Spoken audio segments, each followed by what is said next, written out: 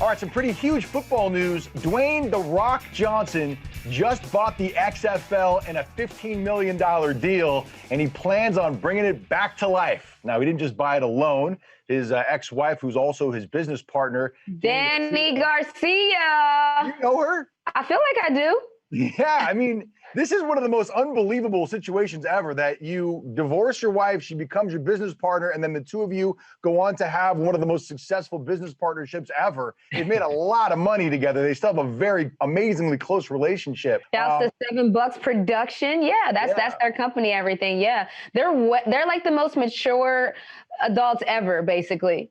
They're what, like everybody when they say, "Oh, we're having an amicable divorce, we help them remain friends," and they've done it successfully. They're very close. They've made a lot of money together, and now they've partnered up with an investment group called Redbird Capital to buy the XFL for $15 million. Now, of course, the XFL relaunched in 2020. I remember it went on in 2001, had one season, but it fell apart. And then it went dormant for 19 years. And then it came back in 2020 and it was doing well at first. But then coronavirus came and the league shut down in March. They filed for bankruptcy, Chapter 11 bankruptcy in April. And now it seemed to be crumbling again. But The Rock is breathing life back into the XFL. He believes he can restart the league. He can get this thing going again. There's no timetable right now. But I think that there is already a plan. And here's my idea. You guys ready for this? Yeah, what you got? Ready. I think The Rock realizes that the NFL could be in trouble. The story we just did about concerns from guys like Odell Beckham and all these people who are worried that the league might not happen. I think if The Rock buys the XFL and cuts the league down to like 6 teams, they could successfully operate out of a bubble environment, maybe even in Orlando like the NBA is doing, because it's impossible. The NFL is saying it's impossible to get everybody associated with the NFL, 32 teams, 54 men on a roster, coaches, all this other stuff. Impossible to bubble all those people. But if you're The Rock and you have 6 teams and you chop the rosters down to like 40, I think it's feasible to be able to do a bubble environment and maybe even get pro football going on again by the end of 2020. And there could be a major opportunity there if the NFL stumbles. Am I crazy for even throwing this out? Yes. Really?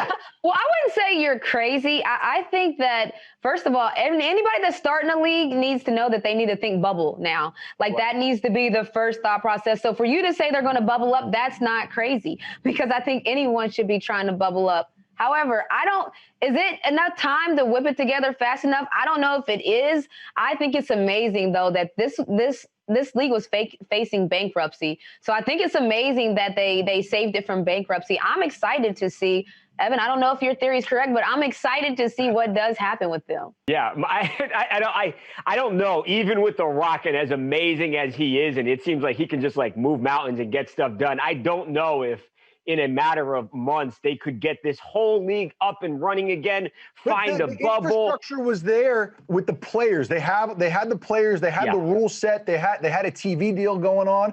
I mean, I don't think it would be that hard to kind of get all that going again, especially with the lack of other content because of the coronavirus. I think that a TV network would jump at the idea if a league... Babcock, do you not smell what The Rock is cooking? What is going on here? I support this. I think The Rock should play in the league. The Rock was a football player back in the day at the University of Miami. I think The Rock should play, and that would draw a lot of eyeballs. So that was my idea. By the way, did you know that The Rock, when the XFL first kicked off in 2001, was a part of the festivities in Los Angeles and actually did this whole crazy performance to fire up the fans in 2001. Take a look. After 6 long years, The Rock says, finally, professional football has come back to Los Angeles. And to everyone around who wants to tell us, the people, what we should have and what we shouldn't have, we respectfully tell you to take your bags, turn them sideways, and stick them straight up your candy asses. If you smell what the XFL is cooking. So look, The Rock is passionate. Oh, no, this was his destiny. Okay, never mind. Having solved that, This makes all the sense in the world. He believed in the product from the beginning. There's a story there. And when I say there's a story there, people like stories. And there's a story there now that he's bringing it back. He said, can you smell what the XFL is cooking? Come on. I'm telling you, I think there's going to be an opportunity because if the NFL can't get going and running at top speed with all of their stars, I think there might be an opportunity for the XFL, but they got to move fast. If you smell what the XFL is cooking. 35-year-old hip-hop superstar J. Cole wants to be an NBA basketball player. And J. Cole went and hit up the only guy to ever do anything similar, go from music to the NBA, and that is music legend Master P. And we actually talked to P, and he broke down just exactly what J. Cole is trying to accomplish. Check this out. To get one of these NBA jerseys, it's not going to be easy. It's not going to be easy. It's going to be a lot of hate. It's going to be a lot of people not believing in you. But, you know, J. Cole, he got the right size. He in the gym. But what I told him, you know, it's a different time we're in. They're going to pick you apart. You can't just go there because, you know, you J. Cole, the artist. Nobody cares about that. Nobody, and these NBA players don't want nobody to make them look bad. Yeah. They've been putting their whole life into this. So you're going to have to prove that you worthy of being on that court. So, you know, I believe in him. And I believe that he a youngster that has a lot of desire. But now, proving that to them GMs, those scouts that's going to come out there, they're not just going to let you in there no more. So they're going to have somebody going to come out there and scout you. Then you're going to probably have to go to the G League.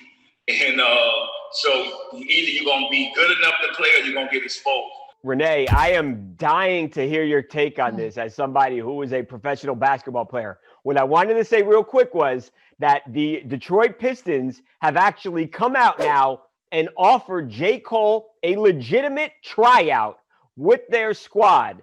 So, RENEE, as somebody who knows basketball as well as anybody, what do you make of this? And is this actually possible for a guy in his mid-30s who is a musician to actually become a professional basketball player in the NBA? What people fail to realize time and time again, sports is a business.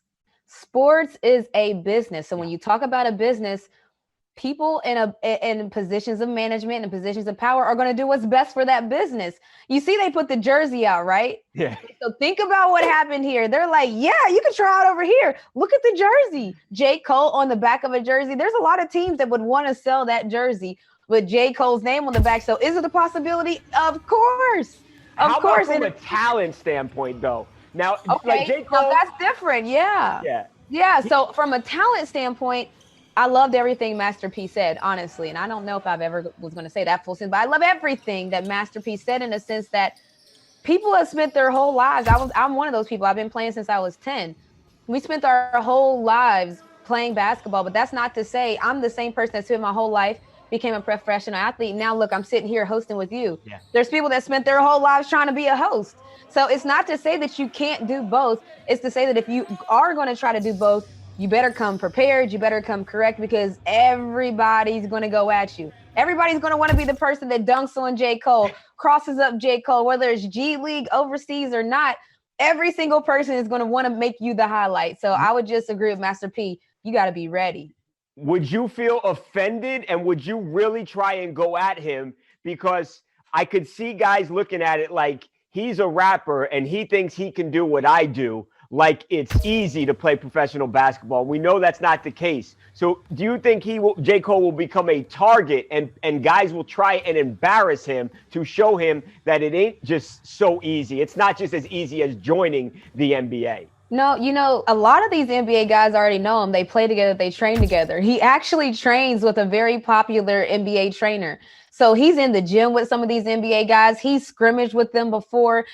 I'm sure, probably heard them tell him from time to time again, like, man, you be all right in the league. You could probably hold it. I'm sure that's happened in the gym to make him be like, yo, I really might pursue this. So I don't necessarily think that people are going to be offended because a lot of the players know that he trains with their trainer and they know that he's serious about it. So I think that, I'm always here to see something happen. So I want to see it happen. I don't care. The Pistons already offered it up. They made the jersey. I'm ready to buy a jersey. So it's going to work.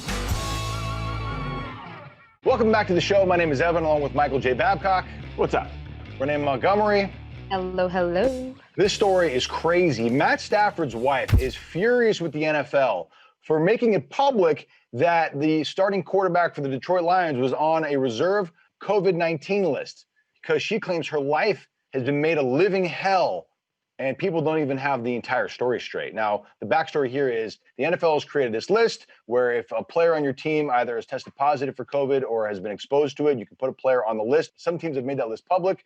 I know that in the case of Matt Stafford, there was a follow-up report confirming that he did test positive for coronavirus at least once. Well, Kelly Stafford, Matt's wife, is saying this is a tremendous invasion of privacy that has ruined our lives because people have scolded me on the streets. They have harassed me in the playground. They have harassed me at the grocery store, all because people think that Matt Stafford has COVID, which means that our family has COVID. And to see us out in public is putting other people at risk. But she's saying that's not even true because the test that turned up positive for Matt Stafford was a false positive. And since then, he has taken multiple tests that have shown that he is negative for the coronavirus. Here's what she said on social media.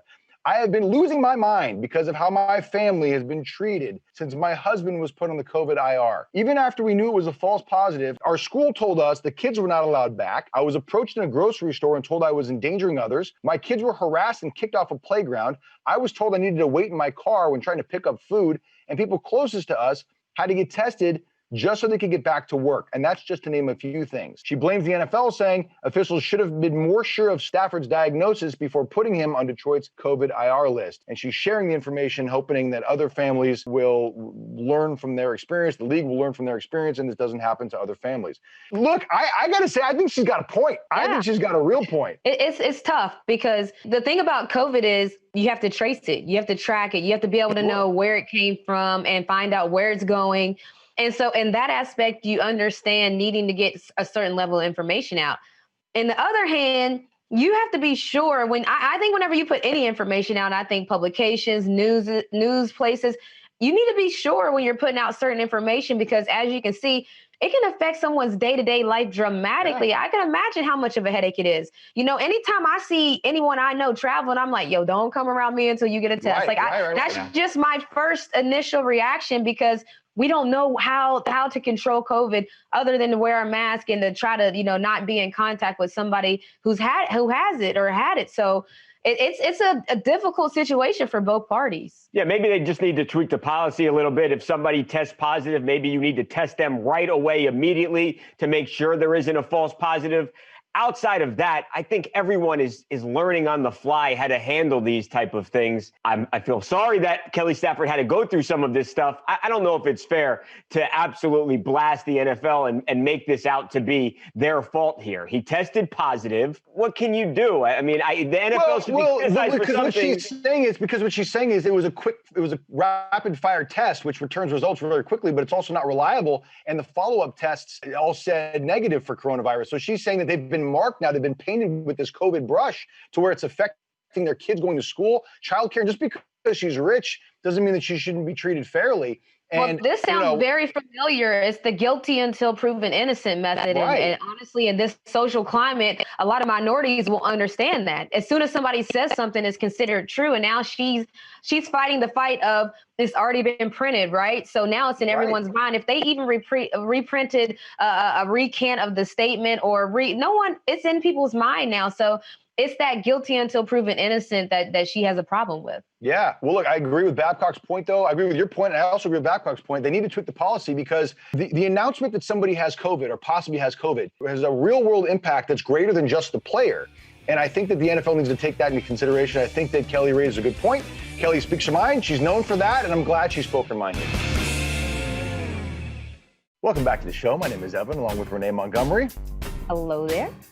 Gilbert Arenas says that he's been talking with people inside the NBA bubble in Orlando, and man, the tension is rising there. He says people are getting frustrated, and a lot of it has to do with the fact that you got a lot of young men who are, they're having a tough time without ladies around, I guess is the polite way to put it. We got Gilbert out in Calabasas. Of course, Gilbert played in the NBA for a very long time. He's still very connected with NBA players. He has a lot of friends in the league. And he was saying he's been talking to people a lot, and he was spelling out some of the issues that they're having inside the bubble. Here's Gilbert Arenas to break it down. Have you talked to any players inside the bubble and how it's going? And a few. How are they feeling? Prima donnas right now. It's bananas?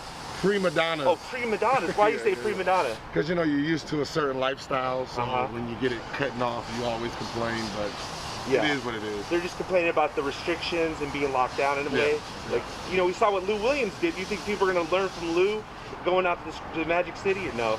I mean, you're talking about grown men, 85% of them single, and you have them locked up in Disneyland, Disney World. Like, nah. I'm just mad that he said he went in for chicken wings. Like, it's a strip club. I went in for the thighs and the, you know. Right. They do have good food though there. I don't know. I would never eat at a strip club. No, that's true. Yeah, I don't go to the strip club to eat wings. A lot of people do though. It's like a thing. I can go to Wingstop for wings. I go to the strip club to see the strippers. Yeah, my takeaway from this, Renee, is that he's saying when you have 85% of the men that are in the bubble that are single, that are trapped in Disney World, and you have Lou Williams who's so desperate to see some ladies that he's going to a strip club when he's not supposed to be there. I think the takeaway for me was it's getting the sexual tension is building inside the bubble, and something's going to happen at a point. Well, yeah, I can assume that girls are not being flued out. That is a term. Evan, do you know what that means, Evan? Flued out? No, great. Flued out seems like they're getting sick. No, so there's not, women are not getting flown out, and I'm sure that guys are getting frustrated. It's funny to hear him say that because he's calling them prima donnas. And, you know, I'm not surprised. I just hope that everybody stays in the bubble because I want sports. So yeah. I'm hoping that everyone just stays put in the bubble and resist. Are you hearing the same kind of stories out of the WNBA bubble too? Where there's, look, the fact of the matter is these are, a lot of them are very wealthy. They're in their 20s. They're good looking. They're used to living a certain way. And now they're not living in that way. And I get it. It makes sense to me. Are you hearing the same kind of stuff from the WNBA bubble? No, the stuff I'm hearing from the WNBA bubble is that players miss their dogs. You know, like people are fur moms. There's the women of the W, they're fur moms. So I've seen a lot of, I just wish I had my dog here. I just wish my puppy. So I see a lot of that on our side. That's what I'll say for the W. Yeah, a little different. Welcome back to the show. My name is Evan. Michael J. Babcock is here. What's up? Renee Montgomery is here. Well, hello. If you like college football, this is encouraging. The SEC, probably the most powerful, dominant conference in college football, has issued a set of guidelines and rules for when they expect college football to resume in 2020. A lot of people think that the season might be canceled, but they're pressing for it as if it's going to happen. And they've set out a list of things involving masks and testing for the players, the coaches, the referees, and everybody, if in fact everybody takes the field this year. Of course, the SEC, you're talking about schools like Auburn and LSU and the powerhouses of college football. So everybody wants to see this happen. And now here are the rules, basically. All players will have to be tested for COVID twice a week on Sunday and Wednesday. And the conference is hoping to implement a third test that will be closer to game day, which is typically Saturday. That would require more accurate, rapid tests. So that's not a definitive thing yet, but they're hoping to test players 3 times. Right now, it's at least twice. Coaches, same things. Referees will have to wear things called neck gaiters. Do you know what a neck gaiter is, everybody? No, what's that? It's like a bandana kind of thing. You can see it in the clip here. It's the ones where you kind of wear it around your neck and you pull it up over your mouth and nose. So all the players, all the referees, everybody that's on the field will have to be wearing a neck gaiter. So not during play, right? During play, you don't have to have a mask or a neck gaiter on. But once the play is over and you have to huddle, or you have to go and talk to people on the sidelines, or if you're a referee and you have to confer with the other referees, you have to pull the neck gaiter up over your mouth and nose to protect from, spit and particles and stuff like that from getting out of your mouth. That's one of the rules that the SEC is mandating if football actually gets back in action. Also, referees are going to have to get tested. Line judges are going to have to get tested. Medical staff, everybody on the sidelines is going to have to wear masks. And the other thing that they're saying is a face shield. You've seen people wearing the face shields out.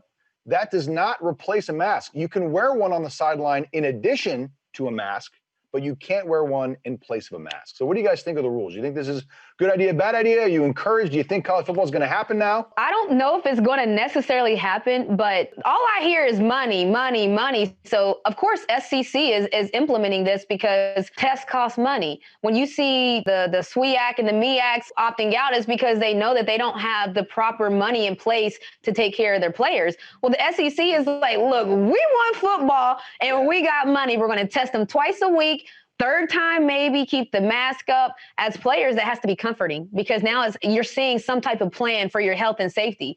SEC has the money to do it, so there shouldn't be any stops. And I like to see that they're thinking about the third test. I like the net gators. I never heard that term before, but I need to get me some net gators, I guess, too, if that's the move. But I just like that SEC, yes, you have the money. Good. Spend it on your players to make sure that they're healthy and safe. Yeah, it shows how much money the SEC rakes in when it comes to football because COVID testing is not cheap. And to think of they're gonna do thousands and thousands of tests shows you how much money they're bringing in if they can put out that money to make sure the players are healthy. I think it all comes down to testing. That the social distancing, none of that stuff works because you can have asymptomatic people and you can have a spread like that. I think the only way to actually have football is to have testing and make sure that everybody who steps onto that field is actually COVID-19 free. That's the only way it works. It sounds like the SEC has a good plan in place. And even that isn't a full guarantee. You've heard the doctors and the experts say that. The tests are only, there's still a margin of error. There's still chances that false positives. Listen, you could have a false negative Stafford's wife. Out there. Ask Stafford's wife. Sometimes the tests are not correct, and people are not going to like that. But to Babcock's point, you have to be excited about the SEC showing that they want to spend that money, showing that they want to do whatever it takes to protect the players because if you are going to have football, then that's the first and foremost thing that you need to do. How are the players going to be safe? I will say this. I am rooting for college football to happen, but I'm not holding my breath.